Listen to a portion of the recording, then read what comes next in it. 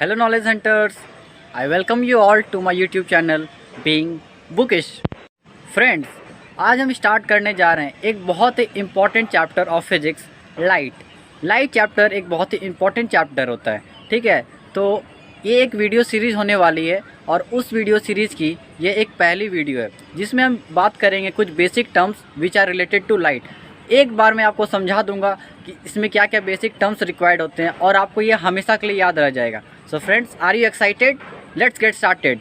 Video start करने से पहले मेरा आपसे एक छोटा सा रिक्वेस्ट है कि अगर आप इस चैनल पर नए हैं तो kindly subscribe to this channel and please support us. Okay, now let's start this chapter. सबसे पहला बेसिक टर्म है इंसिडेंट रे। बहुत इजी है। देखिए, इंसिडेंट रे क्या होता है? जहाँ से लाइट आ रही है वही होता है इंसिडेंट रे।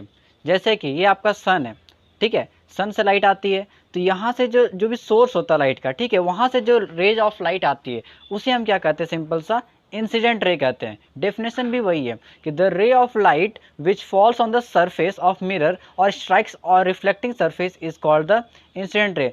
मतलब देखिए, सबसे पहले क्या लिखा है? The ray of light which falls on the surface. तो ये जो फॉल करेगा, जो रे ऑफ लाइट, ये कहीं से आएगा, तो जिस सोर्स से लाइट आता है, जैसे कि आपके पास टॉर्च है, ठीक है, टॉर्च से जो लाइट आ रही है उसे हम क्या कहेंगे? Incident ray. आपके सामने जो ये बल्ब जल रहा है, ठीक है, वहाँ से रे ऑफ लाइट स्टार्ट हो रही है आने, मतलब जहाँ से ओरिजिन होता है लाइट का, जहाँ से लाइट आती है, उसी रे ऑफ लाइट को हम लोग क्या कहते हैं? सिंपल सा इंसिडेंट रे। अब यही इंसिडेंट रे आएगा, इस सरफेस पे आके टकराएगा। अगर ये मिरर है, चूँकि हम लोग मेनली मिरर पढ़ते हैं इसमें, इसलिए यहाँ पर मिरर लिखा हुआ है, ठीक है, या फिर कोई भी रिफ्लेक्टिंग सरफेस हो, तो इस रिफ्लेक्टिंग सरफेस पे लाइट आके जो स्ट्राइक करता है, तो इस लाइट को हम लोग क्या कहते हैं? सिंपल सा इंसिडेंट रे। ठीक है, नेक्स्ट टर्म है हमारा point of incidence. Very easy term. देखिए, ये हमारा रहा सरफेस, लाइट जो इंसिडेंट रे थी, मान लेते हैं यहाँ से आ रही है, ठीक है, ये जो रे ऑफ लाइट है, जो इंसिडेंट रे है, ये आके इस सरफेस पे कोई एक पॉइंट पे टकराएगी, तो इस पॉइंट को हम लोग क्या नाम दे देंगे? सिंपल सा पॉइंट ऑफ इंसिडेंस। मतलब सिंपल सा है कि इंसिडेंट रे जिस सरफेस पे आके जिस पॉइंट पे स्ट्राइक करती, मान लेते हैं कि ये इस पॉइंट पे आके स्ट्राइक करती है, अगर इस पॉइंट को स्ट्राइक करती है तो इसे हम क्या कहते हैं? Point of incidence. तो डेफिनेशन भी यही है कि a point on the reflecting surface where the incident ray strikes is called the point of incidence. Okay, अब चलिए आगे देखते हैं। नेक्स्ट टर्म है हमारा रिफ्लेक्टेड रे। अब रिफ्लेक्टेड रे क्या होता है? सबसे पहले इसे समझ लेते हैं है क्या है। जैसे कि एक सरफेस है, यहाँ से एक सोर्स ऑफ लाइट आया जिसे हम इंसिडेंट रे कहते हैं, और इस जगह जहाँ पर ये टकराता है उसे क्या कहते हैं? Point of incidence. इस पर टकराने के बाद क्या होता है? ये लाइट ऐसे बाउंस बैक कर जाती है। बाउंस बैक करने का मतलब वापस रिटर्न हो जाती है, ठीक है। तो ये जो रे ऑफ लाइट है हमारा, इसे ही हम क्या कहते हैं? Reflected ray. ठीक है, अब इसकी डेफिनेशन समझते हैं, हमें ज़्यादा क्लियर होगा। The ray of light which bounces back to the same medium after striking a surface। एक ऐसा रे ऑफ लाइट जो बाउंस बैक हो जाए, इस वर्ड को ध्यान से समझिए, जो बाउंस बैक हो जाए। देखिए, ये भी एक रे ऑफ लाइट है और ये भी एक रे ऑफ लाइट है, लेकिन ये कौन सा लाइट है? ये इंसिडेंट रे है, क्योंकि यहाँ कोई सोर्स है जहाँ से ये लाइट आ रही है, ठीक है, तो इसे हम क्या कर देंगे? Incident ray. बट एक ऐसा रे ऑफ लाइट जो टकराने के बाद बाउंस बैक हो जा रहा है, ठीक है, टकराने के बाद बाउंस बैक हो जा रहा है, उससे हम क्या कहते हैं? Reflected ray. और एक वर्ड यहाँ पर बहुत इंपॉर्टेंट है, इन द सेम मीडियम, इसे मिस मत कीजिएगा, ठीक है। देखिए, ये एक पहला मीडियम, इसी कहानी हम आगे के लेसन में और समझेंगे, ठीक है।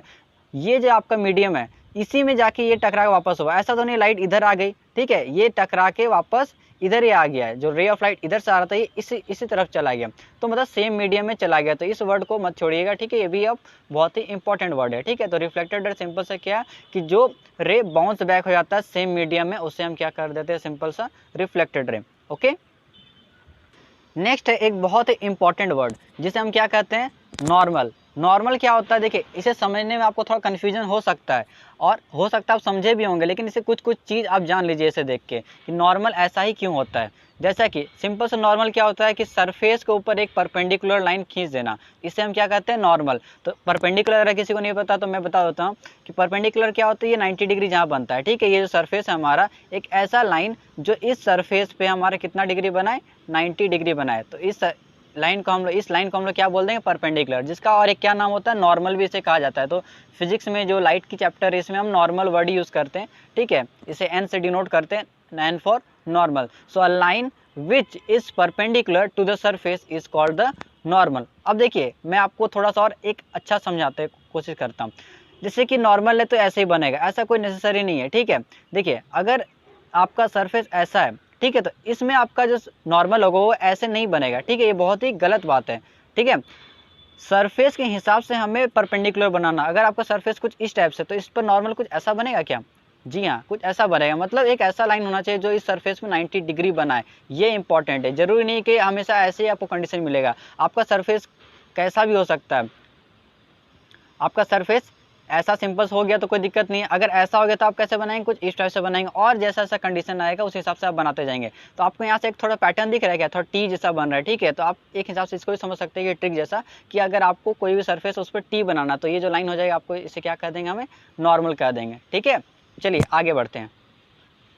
Now we are left with only 2 important terms, but these are the biggest terms. सबसे पहला टर्म क्या है? Angle of incidence. ये बहुत कम लोगों को समझ में आता है और बहुत लोग इसे गलत भी समझते हैं। आइए आपके गलत को मैं सही करता हूँ। देखिए, सबसे पहले इसकी डेफिनेशन रीड करता हूँ मैं। सो एंगल ऑफ इंसिडेंस, देखिए यहाँ एंगल एक खेल आने वाला है। ठीक है, ये क्या होता है? Angle between incident ray and the normal is called the angle of incidence. जैसे देखिए, मैं सबसे पहले एक सरफेस बना लेता हूँ। यहाँ पर ये सरफेस बन गया। ठीक है, ये आपका एक नॉर्मल बना लिया है। कि देखिए नॉर्मल बनाना बहुत इंपॉर्टेंट है। अगर आपको एंगल ऑफ इंसिडेंस चाहिए तो आपको नॉर्मल बनाना ही पड़ेगा। क्यों? चलिए समझते हैं क्यों। जैसे कि यहाँ पर एक रे ऑफ लाइट आया, इसे हम क्या कहेंगे? Incident ray. फिर ये टकरा के बाउंस बैक होकर वापस चल जाएगा, जिसे हम क्या कहेंगे? Reflected ray. ठीक है, ये रे ऑफ लाइट यहाँ से आया और इसे हम इंसिडेंट रे कर दिया, यहाँ पर ये टकरा के वापस चलिए। अब एंगल ऑफ इंसिडेंस क्या होगा? ये होगा कि ये होगा? ये दोनों में थोड़ा कन्फ्यूजन होता है कि आपका एंगल ऑफ इंसिडेंस ये है या ये है। ठीक है, चलिए अब इसे अच्छे समझते हैं। देखिए, एंगल ऑफ इंसिडेंस की डेफिनेशन में ही इसका मतलब छुपा हुआ है। ठीक है, कि एंगल क्या? Angle between incident ray and the normal. Angle between incident ray, ये इंसिडेंट रे यहाँ पर है आपका, और नॉर्मल, इन दोनों के बीच जो एंगल होता है उसे ही हम क्या कहते हैं? Angle of incidence. Super clear है आपको? इसे हम क्या कहेंगे? Angle of incidence. ठीक है, so angle between incident ray, incidence रे आपका ये है और नॉर्मल आपका ये। देखिए आपको अब नॉर्मल बनाने का मतलब समझ में आ रहा है कि नॉर्मल क्यों इंपॉर्टेंट है। ठीक है, so angle between incident ray and the normal is called the angle of incidence. ये जो है आपका एंगल, मैं इसे और डार्क कर देता हूँ, तो ये जो आपका एंगल है इसे हम क्या कहेंगे? Angle of incidence. ओके, चलिए एक थोड़ा सा क्वेश्चन कर लेते हैं सिंपल सा। जैसे कि ये नॉर्मल मैंने बना दिया, एक लाइट ऐसे आ रही है, फिर ऐसे रिफ्लेक्ट होकर इधर चली गई। ठीक है, मैं इसे बता रहा हूँ कि ये आपका है 40 डिग्री। ठीक है, आपको बताना है कि एंगल ऑफ इंसिडेंस क्या है। ट्राई कर लिया आपने? जरूर ट्राई कीजिए, उसके बाद मैं आपको बताता हूँ। देखिए, आपको एंगल ऑफ इंसिडेंस निकालना है, सिंपल सा बात है। ठीक है, तो ये आपका एंगल ऑफ इंसिडेंस नहीं, आपको ही पता है। क्या ये 90 डिग्री है? क्योंकि ये जो नॉर्मल है ये सरफेस पे तो 90 डिग्री बनाएगा।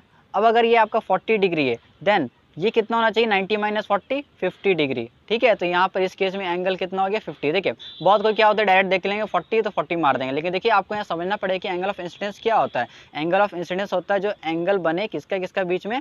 ये जो नॉर्मल है और जो इंसिडेंट रे, इन दोनों के बीच जो एंगल बनता है ये। अगर आपको ये एंगल दिया तो आप थोड़ा सा दिमाग थोड़ा खोल लीजिएगा कि नहीं ये हमको गलत दिया हुआ है, ये जो होता है ये मेरा एंगल ऑफ इंसिडेंस है। तो ये एक छोटा सा एग्जांपल था। आइए अब एक लास्ट टर्म देखते हैं, एंगल ऑफ रिफ्लेक्शन। ठीक है, सो एंगल ऑफ रिफ्लेक्शन भी वही है कि angle between reflected ray and the normal. ठीक है, अब नॉर्मल वर्ड आपको समझ में आ रहा होगा कि कोई एक ऐसा लाइट आया है ना, इंसिडेंट रे, और यहाँ पर आके टकरा के ऐसे चले गया, तो हमारा रिफ्लेक्टेड रे कौन सा है? ये है। ठीक है, सो एंगल ऑफ रिफ्लेक्शन क्या हो जाएगा? एंगल बिटवीन किसके? इसके जो रिफ्लेक्टेड रे, आपका रिफ्लेक्टेड रे ये है और नॉर्मल ये, इन दोनों के बीच जो एंगल बनता है उसे हम क्या कहते हैं? Angle of reflection. So friends, that's it for today. I hope कि आपको ये सारे टर्म समझ में आए होंगे। ठीक है, एक बार आप इसकी रिवीजन जरूर कीजिएगा। ठीक है, तब हम और आगे जो पढ़ाएंगे आपको जरूर समझ में आएगा। So in the next video we are going to discuss what are the laws of reflection. ठीक है, हम लाइट को स्टार्ट किए, कुछ बेसिक टर्म आज आपको बताया। ठीक है, नेक्स्ट में हम रिफ्लेक्शन बताएंगे, उसके कुछ लॉज बताएंगे, उसका रिफ्रैक्शन पढ़ेंगे, उसके कुछ लॉज पढ़ेंगे, और आगे जो भी लाइट है उसके सारी चीज़ कवर करेंगे। ठीक है, so all the very best.